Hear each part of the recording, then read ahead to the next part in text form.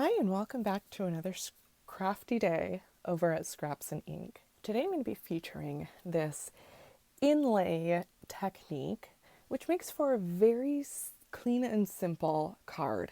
And actually, I like to call it a pseudo single layer card.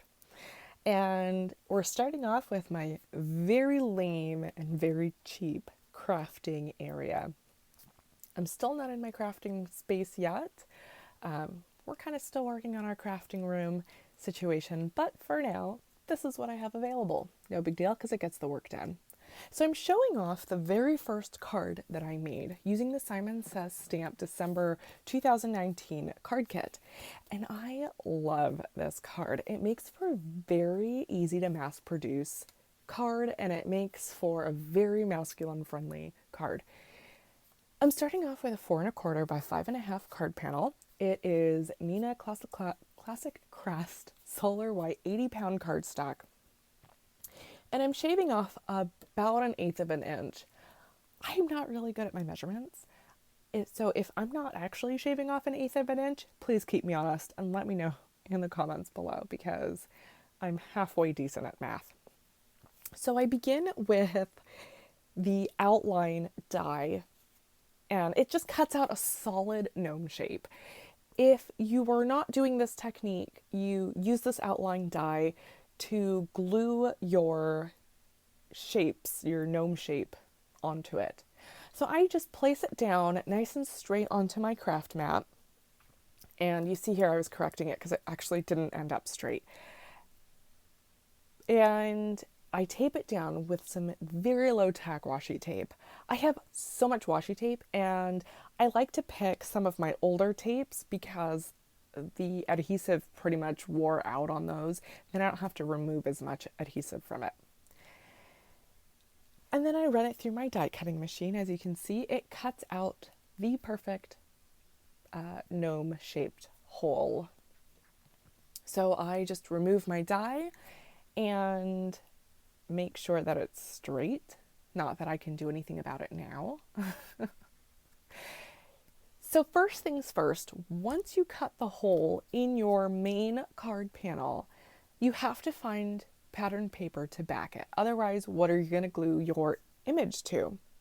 So because I'm making these more of a masculine friendly card, I'm selecting the pieces to my gnome.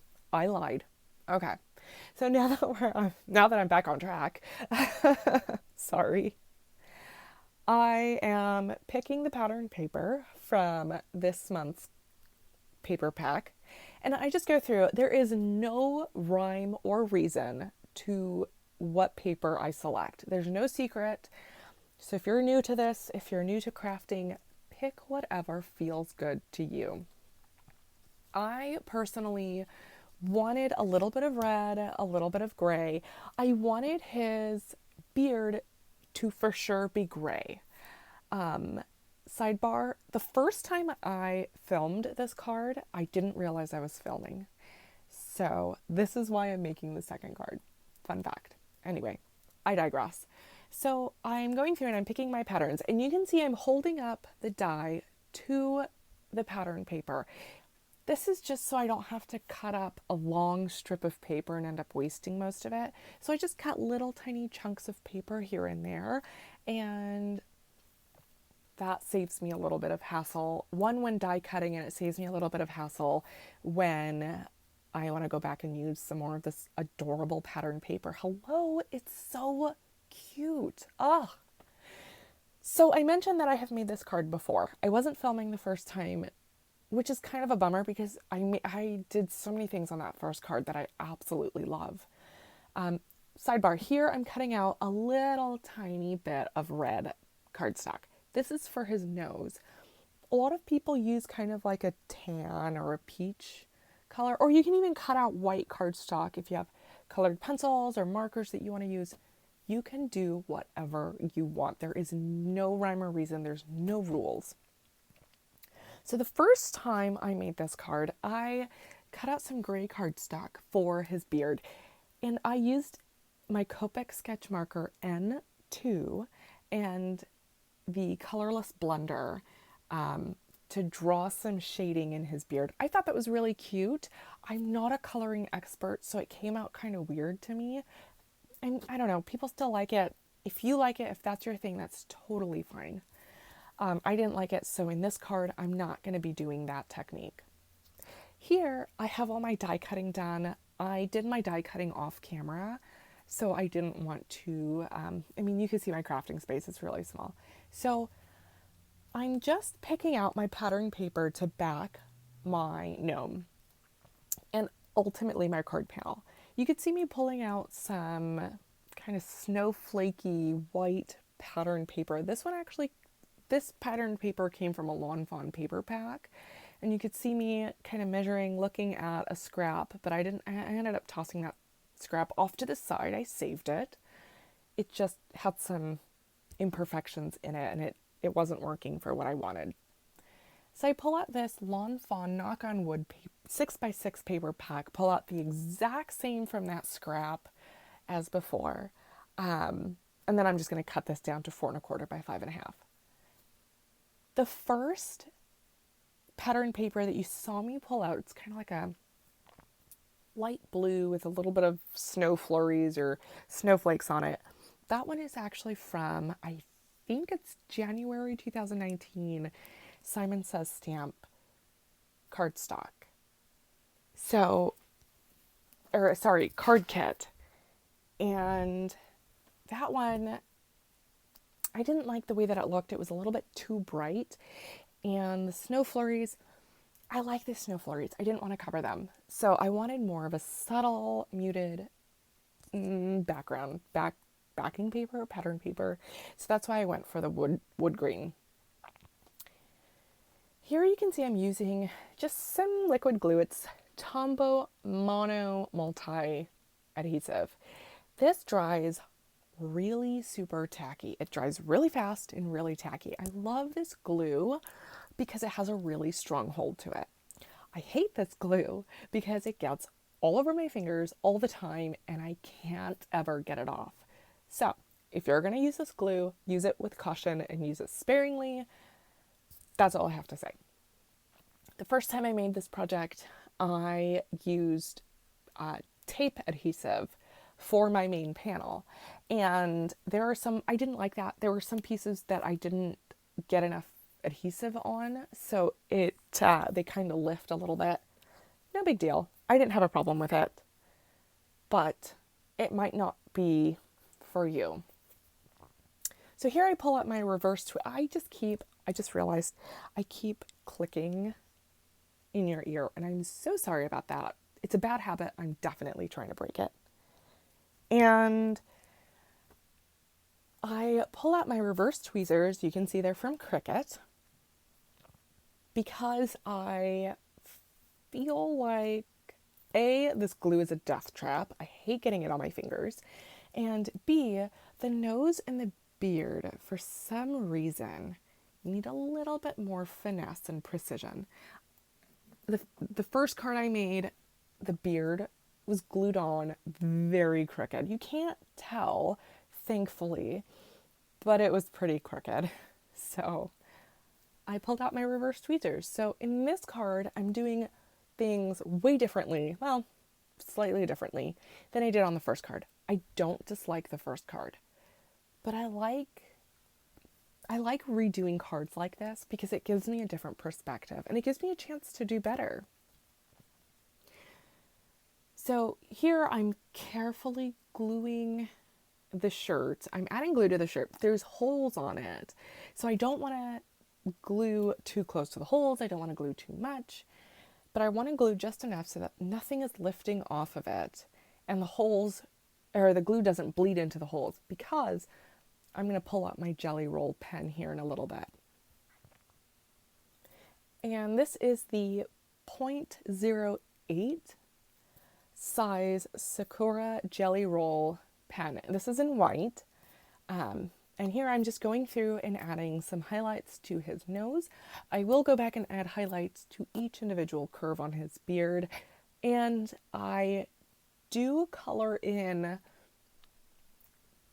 each of the little, the holes in his shirt. It's like little raindrop textures. in retrospect, when I'll definitely redo this card again. When I redo this card, I would probably use a very thin jelly roll pen for coloring in his shirt. I kept slipping with my pen, and so now I have just really messy splotchy lines outside of where I was coloring. You can't notice it, it's not a big deal, and you definitely can't notice it on camera, which is even better.